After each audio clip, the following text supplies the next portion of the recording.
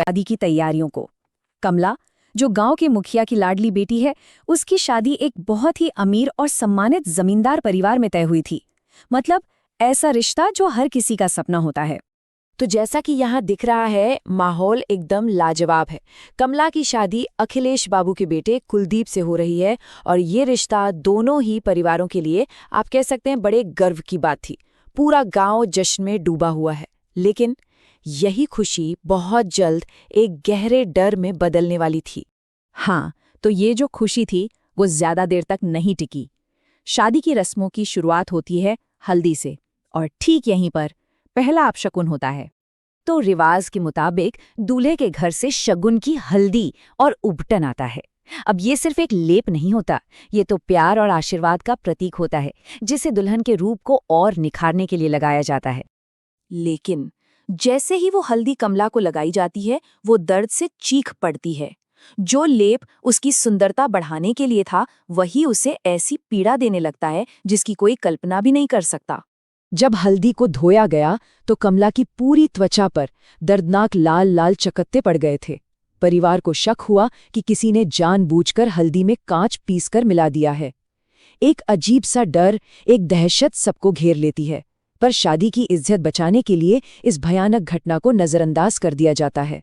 हल्दी वाली घटना तो बस एक ट्रेलर थी, एक शुरुआत। अगले दिन ये श्राप और भी भयानक रूप लेकर सामने आता है जब ससुराल से तोहफे आते हैं। तो ससुराल से दुल्हन के लिए शगुन का जोड़ा, गहने, सब कुछ आता है। लेकिन जरा इस स्लाइड में देखिए, जहां लाल रंग की शुभ चूड़ियां होनी चाहिए थीं, उनके साथ काले रंग की चूड़ियां भेजी गई हैं।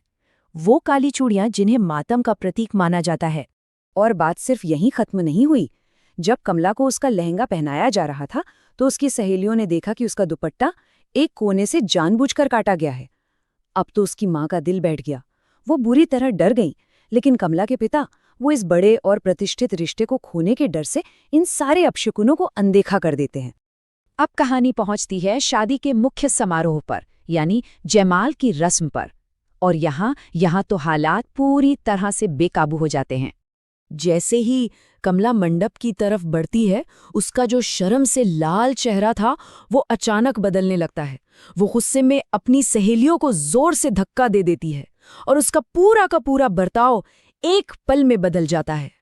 और इससे पहले कि कोई कुछ समझ पाता, वो अपने ही सजे सवरे बालों को नोच नोच कर फेंकने लगती है और जोर जोर से चीखने लगती है। शादी का पूरा माहौल एक भयानक दहशत में बदल जाता है। ये अब कोई छोटा मोटा अपशगुन नहीं था। ये उस श्राप का एक हिंसक, एक भयानक प्रदर्शन था सबके सामने। कमला के सिर से बालों का एक पूरा गुच्छा टूटकर गिर जाता है और सबके सामने उसकी खोपड़ी का एक हिस्सा गंजा हो जाता है।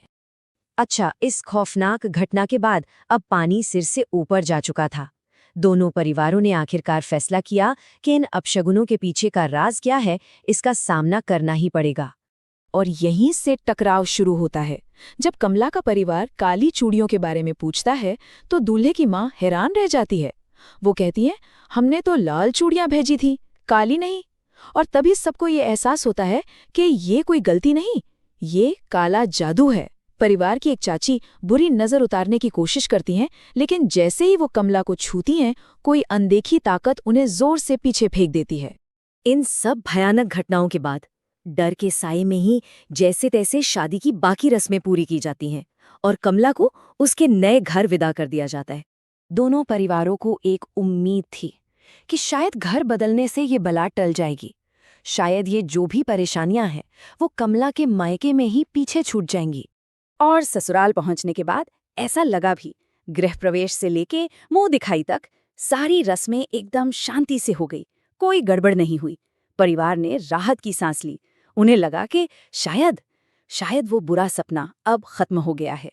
लेकिन क्या सच में सब कुछ ठीक हो गया था, या फिर ये शांति किसी आने वाले बहुत बड़े तूफान का संकेत थी?